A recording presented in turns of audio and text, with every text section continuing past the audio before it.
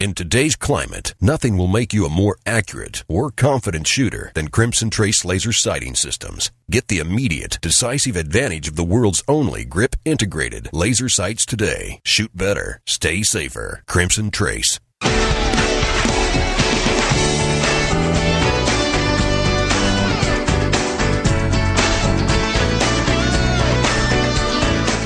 This is Tom Gresham's Gun Talk, now available on iTunes and other podcast clients, and on the free Gun Dealio smartphone app for iPhone and Android. Feel free to call Tom now at 1-TOM-TALK-GUN or 866-825-5486, or email Tom at guntalk.com. Now, once again, here's Tom. All righty. Lots to talk about in this hour of Gun Talk. We're going to be, taking your calls, your range reports. What are you taking to the range? Who have you introduced to shooting? Love those reports. Those are great reports. Also telling you about where the deals are, where the good stuff is, where you can find guns, ammo, optics, all that kind of thing. Of course, one of the best ways to do that is with the Gun Dealio app. That's a free app for your smartphone. We put it out. It's ours. And we've got a special sneaky deal. It's maybe not real evident to everybody, but it's like an Easter egg thing we threw in there. If you've got your Gun Dealio app, we've got new hats, by the way, Gun Talk hats. So if you got the Gun Dealio app, you go to the exclusive deals there, and you can get a 15% off of your order at shopguntalk.com, any purchase over $15.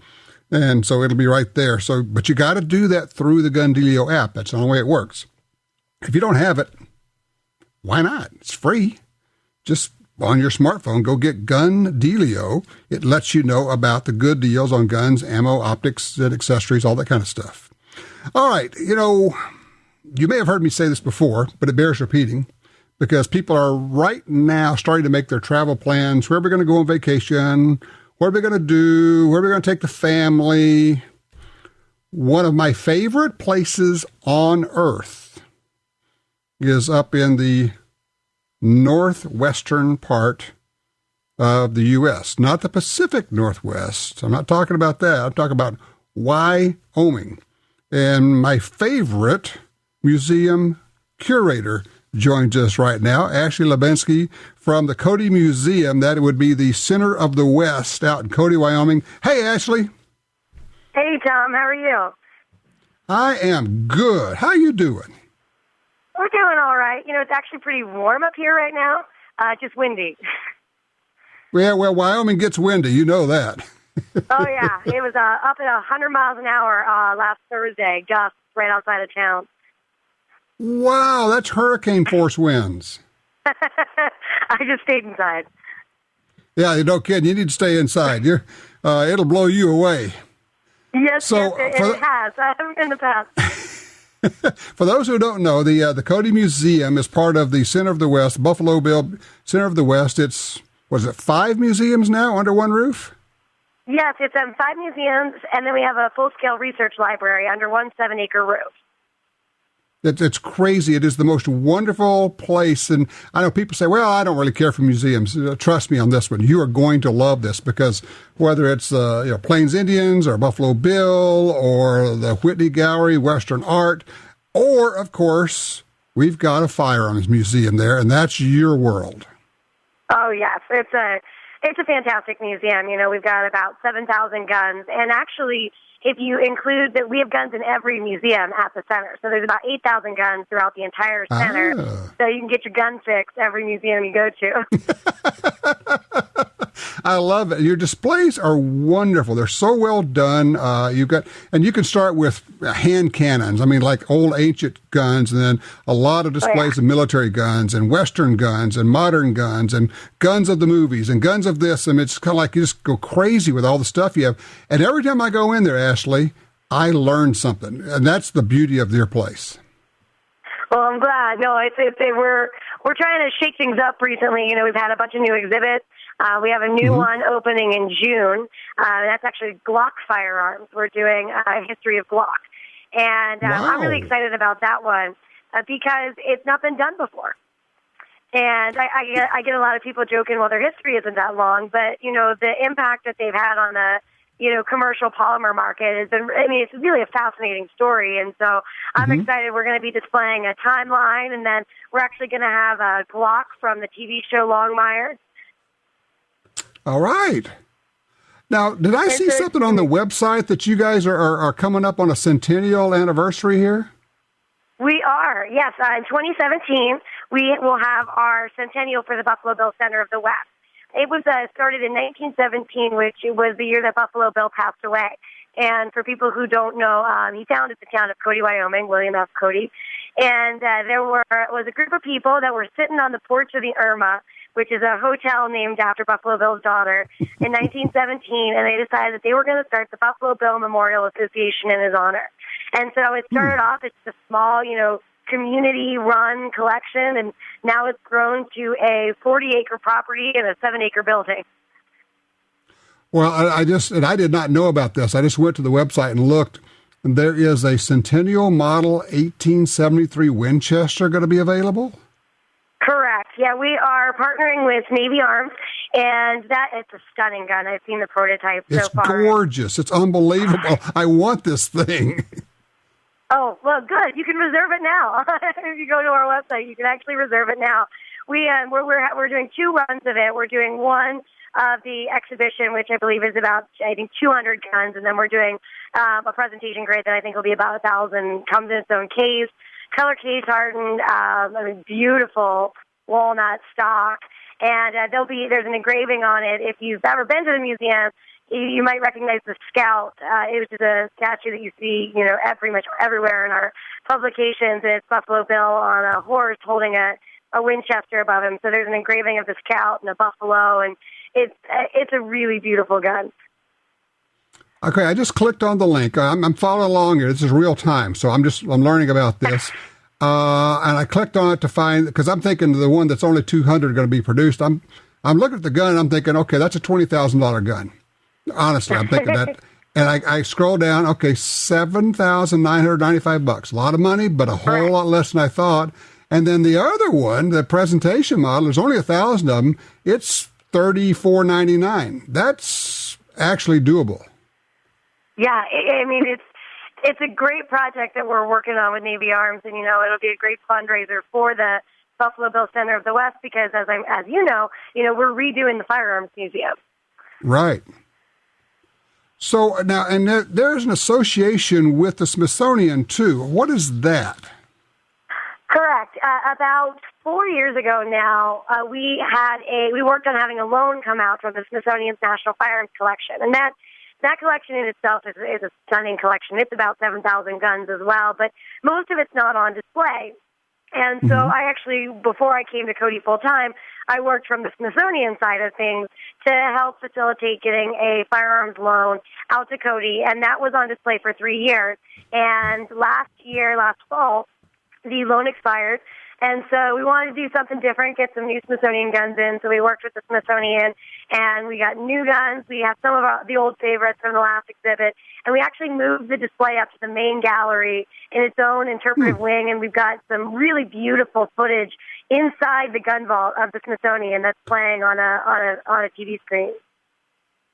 Yeah, it's fabulous. I mean, I love the museum. Now, I should at least explain something about this. Now, I know that you have known a lot about guns from the curator, from the museum side for a long time. But over the last 2 or 3 years, you've become much more involved in that. You've become a real shooter. I mean, you're out there doing that stuff now. Yeah, I'm highly adequate, as I'll say, and I don't get to shoot as much as I'd like. But yeah, no, I feel that when I decided to get involved with firearms, as you know, I didn't grow up around them. So when I was 18 and I decided that I was going to study their history, I figured, you know what, if I'm going to talk the talk, I better be able to walk the walk. So I shoot a lot of different types of firearms. I got into sporting clays more recently, and I've always enjoyed shooting pistols. But yeah, no, I'm getting a lot more out there in the firearms industry and writing gun reviews for different publications. So it's been a lot of fun to get some practical application to my history. Absolutely. It's always fun. Of course, we were out there, did some TV with you, I guess one of the first shows to come out and work with you there. And now we see you everywhere. So good on you. You're just doing great work at promoting the museum. Oh, thank you. And I have to actually say, you were the first person that filmed me for television for the Firearms Museum. So you really helped me get my start. So I thank you for that. Absolutely. Well, I tell you what, it's time to do it again. All right. So I'm totally okay with that. Come on down. We got some great new exhibits and lots of new guns. I'm all for that. Ashley Hlebinsky, that is fabulous. Give them the website so they can find out more. The website is centerofthewest.org. Centerofthewest.org, and then you can drill down, find the firearms. You can even find your way to the Centennial Rifle. Get in line behind me. That is gorgeous. I may have to do that. All right, Ashley, we will see you a little further down the road. Thanks so much, Tom. All right, take care. 866-TALK-GUN. It's open lines now. You got a question, a comment, or you just want to go on a rant? Hey, I'll step out of the way. And here's the other thing. If you just discovered this show and you think we're just all bonkers crazy, that's okay. Give me a call. If you hate guns, I'll give you the floor for a little while.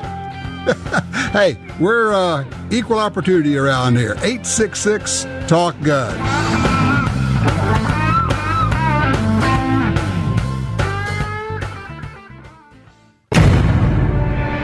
What makes a legacy? Is it quality? Craftsmanship? Maybe it's the idea that every American deserves their right to security and peace of mind on and off the battlefield. What makes a legacy? Here at Colt, we're making it every day. Colt, built one at a time, proven every round. Responsible owners control access to their firearms, even when they may need them in a hurry. Liberty Safe, the nation's leader in gun safes, offers 6 models of handgun vaults. Strong, simple to use, open with a key or fingerprint. Put your handgun in the compact vault, lock it away until you need it. Then it's in your hand almost instantly. Pick the Liberty Safe handgun vault that's right for you. LibertySafeHD.com. Hi, this is Sarah. A silencer is today's most popular firearm accessory because it makes shooting sports more enjoyable. You're able to wear little or no hearing protection, and it decreases recoil, offering greater shooting accuracy. It's perfect for hunters and those who want more social interaction during shooting sports. So why are you waiting? SilencerShop.com is easier and faster than buying one off the shelf because they handle all the details, and they have the largest selection of top brands. Visit SilencerShop.com to find a silencer for your firearm.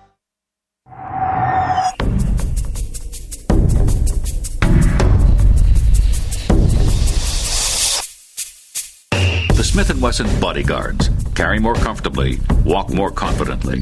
When it comes to personal protection, nothing beats a Bodyguard. Choose the lightweight, compact, and concealable Bodyguard 380 pistol or the Bodyguard 38 revolver, both with a built-in laser sight. The Smith & Wesson Bodyguards. Carry more comfortably, walk more confidently.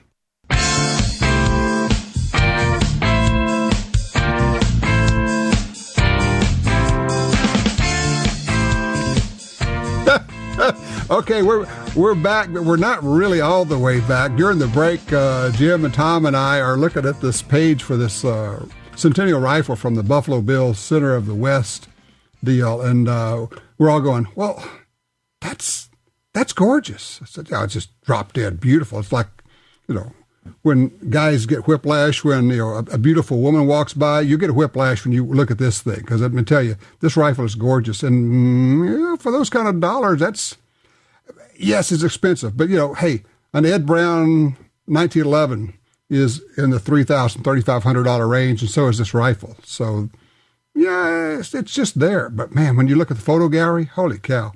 If you want to look at that, by the way, the website is CodyGun.com. Just CODY, CodyGun.com. Line 3, David's with us out of Lebanon, Missouri. David, what did you go shooting with? Well, I picked up a Henry Lever Action 357. Love the gun. Nice. Thought I'd hate the buckhorn sights. I do hate adjusting them, but I'm starting to hit at 200 yards with them, so I'm happy with them. I think I'm going to keep it the way it is.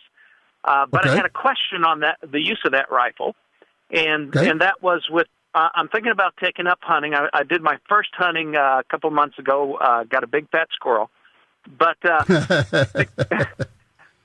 thinking about deer or hog or something like that. Is it adequate? I think it is. And if it is, what kind of velocity, what kind of bullet grain should I be looking for to using that thing for hunting? Okay, 357 Magnum is certainly an adequate deer or hog cartridge. And I'm just going to arbitrarily say 100 yards. 100 yards would be the limit, because what's going to happen is you're going to run out of steam. You're not starting off with a whole lot of power to start off with. So I would want to keep it inside of 100 yards, which is not to say that it wouldn't do the job at 150, but that's just kind of an arbitrary number. Ammo. Now it gets more interesting. You definitely want a bullet that is made for hunting as opposed to a self-defense bullet, because most 357 Magnum loads are made for self-defense. I would want a heavier bullet. I would seriously consider using hard cast lead bullets. Double Tap Ammo sells those. They load them up. Other people have them. But also, when you start looking around, you'll find people like Barnes Bullets. They actually have handgun loads for hunting. I think Black Hills does also. So specifically look for loads that are made for hunting in the 357 as opposed to self-defense. And I think that will take care of you. Now, what I would probably want to do, David, I would probably buy just a box, like 50 rounds of whichever one you're interested in. Take it out to the range and see how your rifle likes it. Some rifles are kind of particular about the loads they shoot. And if it shoots it well, that's fine. But if it's not shooting it as well as you think, try another load and just kind of keep experimenting. You'll find one more than likely that the rifle likes. Or you know what? It may shoot well with all of them. I mean, I think it's a fabulous idea. Let me ask you a question. What made you go this direction in the first place? Well, you mean with the 357 right caliber?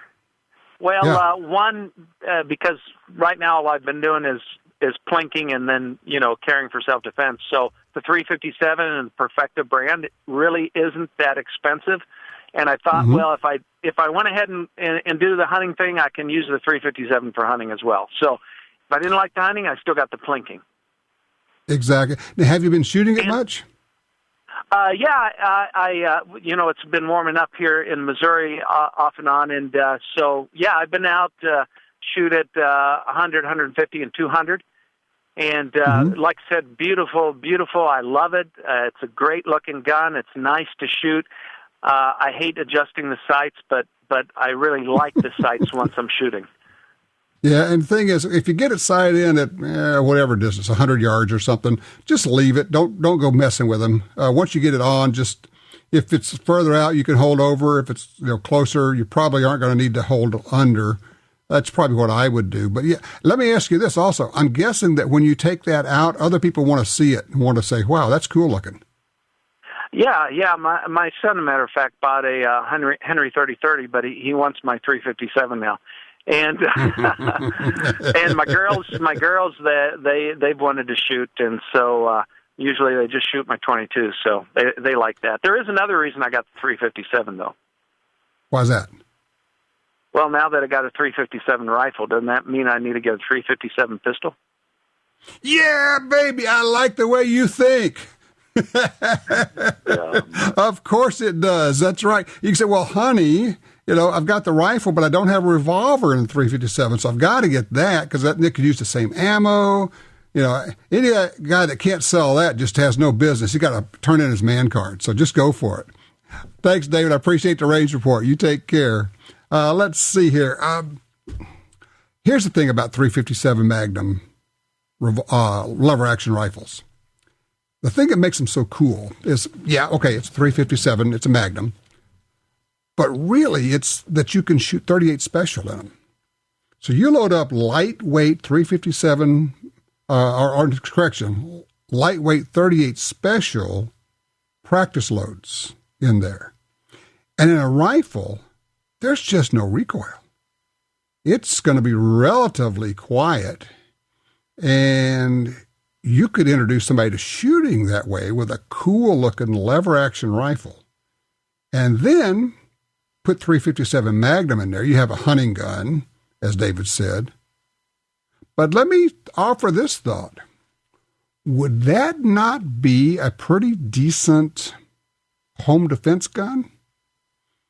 Say you could get 8 or 10 rounds in there, depending on the length of the barrel and the length of the magazine tube. Lever action .357 Magnum. I think you could probably stop pretty much anything you need to stop with that. And Jim points out, one other thing. And I keep thinking about this. If you shot .38 Special ammo in it, and it's running 700 to 800 feet per second out of a revolver, call it 900 to 1,000 feet per second out of a rifle. You know what you could do then, don't you? You're all ahead of me, aren't you? You know where we're going with this. You could suppress that bad boy.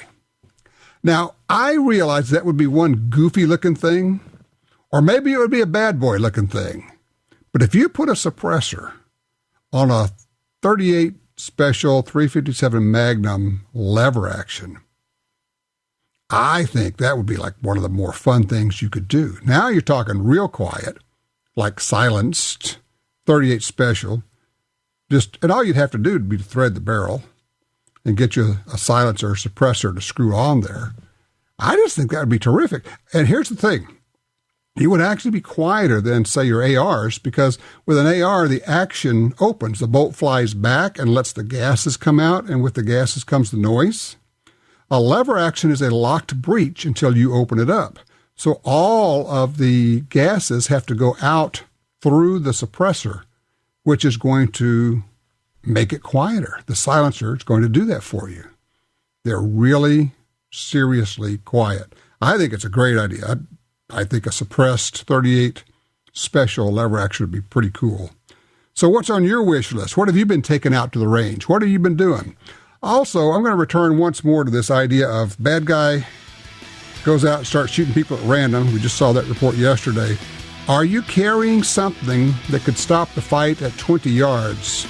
Not 2 yards, not 3 yards, 20 yards. What are you carrying, and are you sure? How do you know? Have you tested it?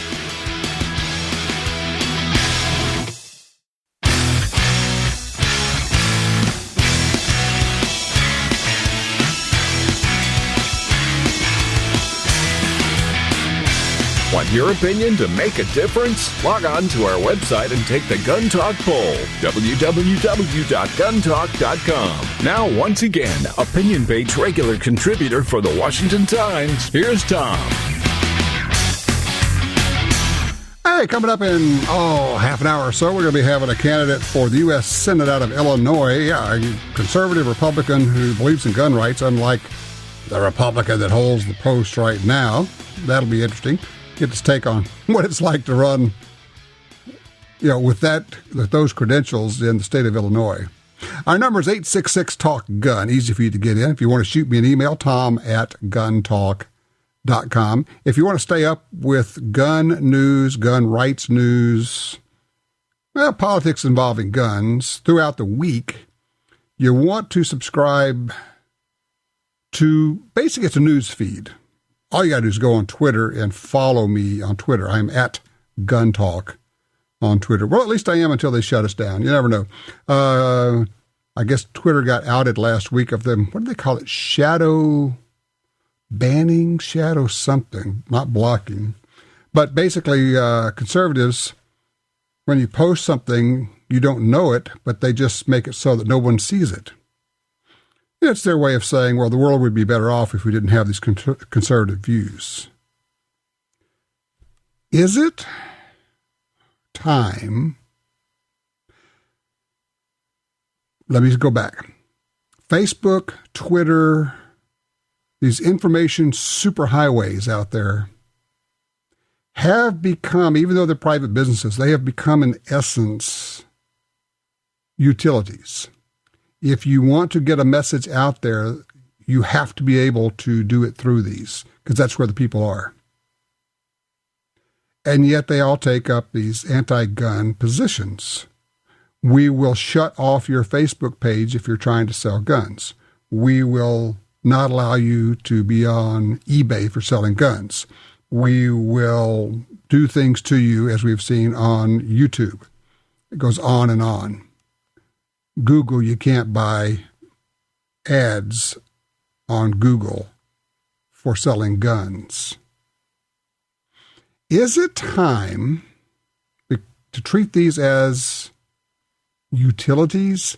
Is it time to treat them the way AT&T was treated back several decades ago and break them up and say, sorry, you've become too big, you control too much of the information flow, and you are arbitrarily and capriciously shutting down the free flow of information. So we are going to go in and break you up and stop you from shadow banning people, from shutting off their websites when they want to sell a legal and heavily regulated product. Generally speaking, I'm not in favor of the government coming in and doing things like that.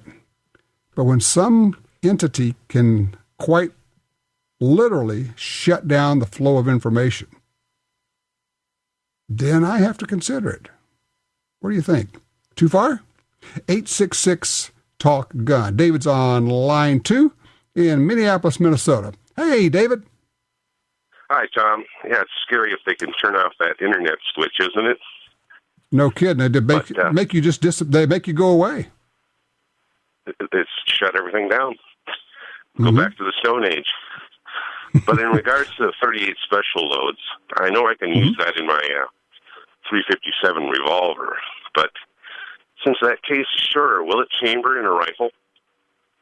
It will, because it's only 1/10 of an inch shorter, and of course the case headspace is on the rim itself. So it still, and even in a rifle, it's got a headspace on the rim. So it will only go into the chamber up to the rim, hit and stop.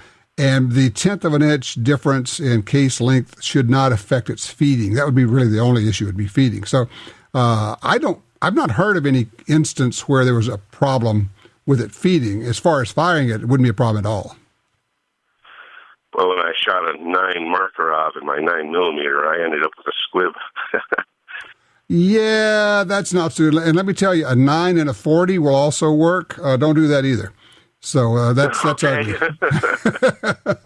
Don't do that. So okay, but yeah, David, the 38 special will work in the lever action 357s. Appreciate the call. Luke's on 1 out of Farmington, New Mexico. Hey, Luke, what you thinking? Well, I thought it would be interesting if you polled your callers and asked them what they carry concealed. I'm always interested in finding out what my friends and relatives carry concealed. And secondly, I do carry a gun that will reach out beyond 20 yards. And one of the things I did that made it much more appropriate for that task was I just changed the sights. It's a Glock, and you know how Glocks come with very blocky. They're effective, but they're more of a close-range combat sight. And by going to a fiber optic sight, it greatly increased the range of that firearm. Now that's interesting. Which Glock are you carrying? It's Glock 23. So it's 4-inch barrel, 40 cal. Right. But we shot competition, and I was doing it with factory sights, and just immediately by changing, I went with the True Glow sights. But immediately after putting those on, I was much more capable, and I mean by 50% on distant targets, out to 50 and even 70 yards. Kind of amazing what happens when you can actually see your sights really well.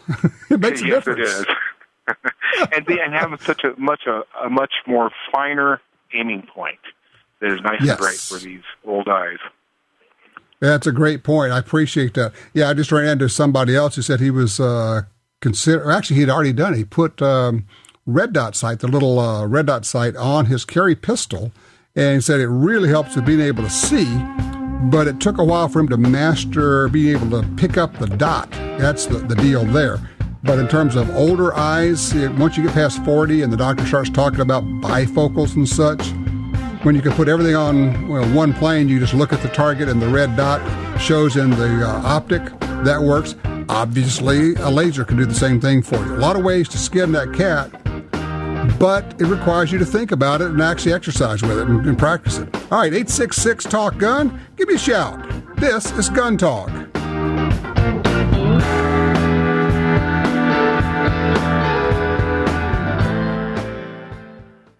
If you're looking for a safe and trusted way to sell your firearms, look no further than Dury's Gun Shop. I trusted them to sell my dad's collection. They built their business for over 50 years on honesty and customer service. Dury's Guns will buy any size collection or estate, none too big or too small. Selling your firearms to Dury's Guns is easy. Go with the pros. I trust Dury's Guns. Dury'sGuns.com. Every crossbreed holster is handmade, based on the design invented by our founder. A Kydex pocket molded around your gun for perfect retention. Leather backing for comfort. Specially designed clips allow you to tuck in your shirt for complete concealment. The highest quality mag carriers and belts sturdy enough to hold any gun. Our holsters come with a lifetime warranty and 2-week try-it-free guarantee. Crossbreed. Conceal and carry the cross. CrossbreedHolsters.com. You're at a gun store and your phone tells you about hot deals. Want to know about special offers? No problem when you have Gun Dealio, the free app for your smartphone. Gun Dealio delivers the latest deals on guns, ammo, and extras direct to your phone. Don't overpay for your shooting gear. Get Gun Dealio. It's free at the App Store and Google Play. Trigger the deals with Gun Dealio. GunDealio.com. The .45 Auto, also known as the 1911, is the standard other defensive pistols are measured against. No matter what pistol you carry, techniques developed around the 1911 are vital. You know you need training, and you know your concealed carry class definitely was not training. Now Gun Talk presents an exciting DVD, Fighting with the 1911 with Tiger McKee. Tiger's unique training style will have you drawing, moving, shooting, and running your gun better, no matter what style pistol you prefer. At ShopGunTalk.com, you can order our DVDs of Tiger's instruction. ShopGunTalk.com also has a 2-DVD set, including Concealed Carry 1. Get both for the information you know you need. This really is life and death. ShopGunTalk.com has DVDs, books, and other essential gear. ShopGunTalk.com. That's ShopGunTalk.com.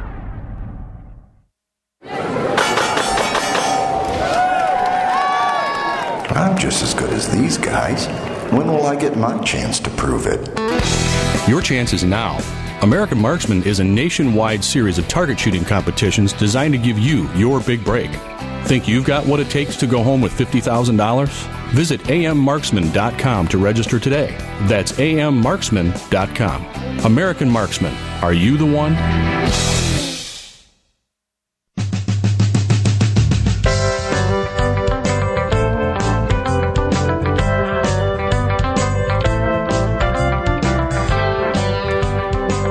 Okay, just a reminder, the American Marksman competition is open. And what they're doing is they're doing competition. You can go to local ranges and you compete, and then the winners are going to be selected and go to a central location. It's a pretty cool deal. It's a big deal. If you want more information, if you'd like to consider competing and just trying your hand at it really locally, our website is ammarksman.com, ammarksman.com. Just check it out. I think you'll find that to be pretty darn interesting. Rick's on 4 out of Salem, Illinois. Rick has a range report for us. What'd you take out? I took out a Savage 220 slug gun. They recommend you use the AccuTips, the Remington AccuTips with it. And I'm here to tell you, I hunt with it for the first time this last hunting season with deer. We can only use slug guns and then certain handguns in Illinois. Right. Dead on accurate. Amazing. 20 gauge or 12 gauge? It's a 20 gauge. Okay. As far as I know, that's the only thing that comes in. Kind of difficult to load the magazine when you're up in a stand, but it's doable. And then you have to be kind of careful when you eject it. You got to do it's a bolt action. You have to do a hard eject to make sure that it goes. And I got 2 deer with it this year. The bullets went exactly where I put the scope. Amazing. What was the range on those shots? One was about 100 yards. The other one was only around 60. You know, people still don't understand that the 20-gauge slug is kind of crazy good, isn't it? I was very impressed. I'm used to shooting 12 gauges. I have an Ithaca deer slayer and then a Mossberg 500 that I've killed some deer with, but this one's crazy accurate. It really is. Well, that's the thing, is that these 20-gauge slug guns with the slugs that they have now, they are, I've had several people say, look, I would feel very comfortable shooting a deer at 200 yards. That makes it like a rifle. Yeah, I don't get too many 200-yard shots where I shoot. I don't know if I'd be comfortable with that or not, but they say it's definitely doable. Savage does. Son of a gun. Well, that's a great range report, Rick. So both bucks or buck and doe? What'd you get? I got a buck and a doe. Okay. Sounds like venison in the freezer. That's great. Well, look, in fact, before the show, we were just talking about venison and venison meatloaf, venison meatballs, and venison spaghetti. That's one of my favorites, venison spaghetti. Love that stuff. Hey, thanks for the range report. I appreciate that one. Gary's in Bremerton, Washington on 3. Gary, what have you been thinking up? Oh, Tom, you're so corrupting. First of all, I like to listen. First of all, I like to listen to you at our airport out here. It's rainy today, but on a nice summer day, I'm listening to you in the car up on the hill above the airport, watching the airplanes. To my left are the dragsters on an abandoned part of the strip. Across the street are the shotgunners shooting clay pigeons, and I'm just in happy land up there. But it's raining. Man, I love that. Come on and visit. Grab that plane. Well, you're not that far. I've flown into the Tacoma Narrows Airport there at Gig Harbor, but not over to Bremerton. Oh, Bremerton has a real. You can have a 20-mile tailwind and still land with your flaps up. I mean, it's great. Yeah. Anyway, okay. I have 2 ideas that I've come across, and I thought I would share them. I have a smart carry holster, and but I took a little idea from the pants manufacturer. You know how they put rubber on the inside so they kind of stay stabilized around your waist? So I put rubber on the outside area that I'm not using on the smart carry holster, and that seems to stabilize my pants on the outside of it. Just a little trick there.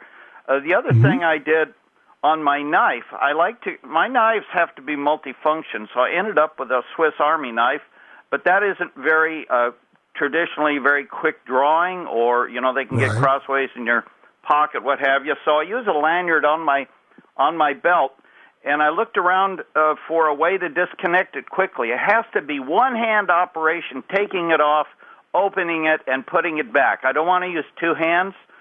So I noticed in the sewing area of a sewing shop, they have what they call a magnetic button, and they're square.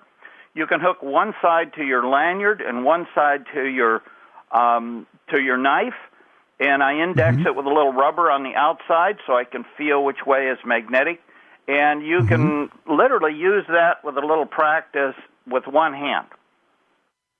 I'll be darned. Well, that is a fascinating idea. I appreciate you passing those along. That's excellent, Gary.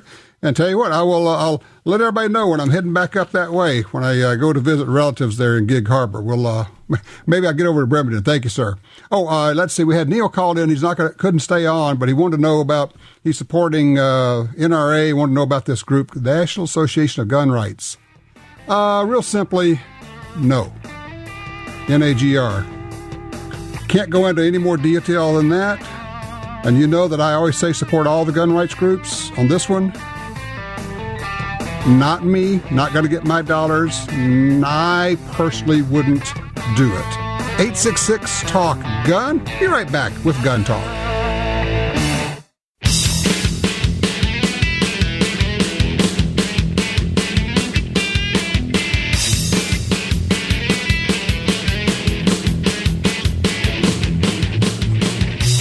All right, we're back with you. It's Gun Talk. I'm Tom Gresham. Going straight to the phones. Will's with us out of Shreveport, Louisiana.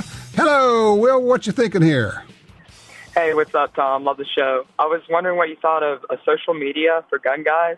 So it would kind of combine Gunbroker. You've heard of that, of course. Gundealio, sure, of course. Which is a great app. And then, AR-15, some sort of forum deal to where you can have that interactivity between different users.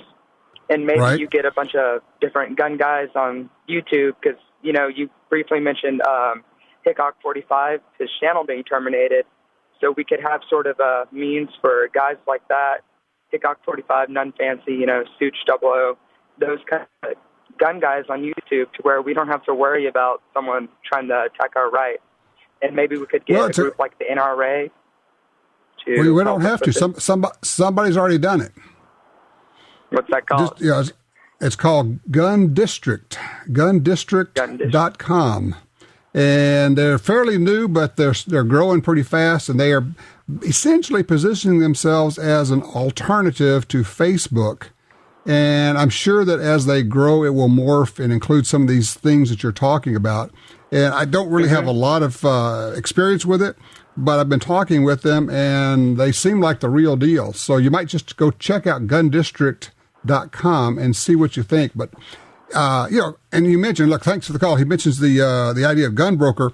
Gunbroker came about because eBay said no more guns, because you used to be able to sell guns legally through eBay. And they said, nope, not going to do that anymore. Well, somebody looked at that and said, well, wait a minute. That's a lot of people. They're selling a lot of guns. They're looking for a market. And so Gunbroker popped up, as did Guns America and a couple of others. But Gunbroker became the monster of that whole thing. So, yeah, as we say, out of chaos comes opportunity. Let's go talk to Mark, who's in Waverly, New York. Hey, Mark. Hi, how you going? I was calling about the use of pistol cartridges and lever actions. I have a Winchester 94 and 44 mag, and I found that reloading was the hot setup, leaps and bounds at 100 yards for accuracy and penetration. Now, what are you loading? Are you loading different kinds of bullets for getting penetration? Yes. How are your hand loads different from factory loads? Well, first of all, factory loads for handgun shells typically use a faster burning powder. I'm using 22.5 grain of H110, which is a slow burning powder you're going to find in most handgun cartridges. Sure, you can take advantage of the longer barrel that way. Yeah. Of over 1,700 feet per second. Sweet. Yeah, and I'm shooting a 240 grain Hornady XTP, which will, drop any deer at 150 yards easily with that particular rifle, which is what I've done. I haven't gone out past 150 yards, but it's been effective at that range. But so in your experience, you agree that the 357 Magnum is actually a good deer cartridge out to 100, 150 yards? With hand loads, I'd say yes. I don't know about factory loads. I haven't shot either one with a 357, but with a heavy enough bullet and the right amount of powder, the correct powder, actually, I think a person could be very good with that for deer and boar as well. I agree. Listen, I appreciate that. And that's actually one of the reasons that Mike McNett over at Double Tap Ammo creates these special loads. They're factory loads, but they're all, if you would, kind of custom hand loads, really. I especially, for hunting now, specifically for hunting, I especially like the hard cast lead bullets he has. DoubleTapAmmo.com or DoubleTapAmmo.net to find out. But they're loaded to max velocity, and they will smoke stuff. They will shoot. I'm not kidding you. They will shoot through a big boar hog from end to end and keep on going. They're pretty amazing. All right, coming up, we want to talk to somebody who wants to be the U.S. Senator from Illinois, and he's pro-gun? What's that all about? We'll get a little bit of a look into that world, and I think you're going to find that interesting. We'll also take your calls, your range reports, and your thoughts. 866-TALK-GUN.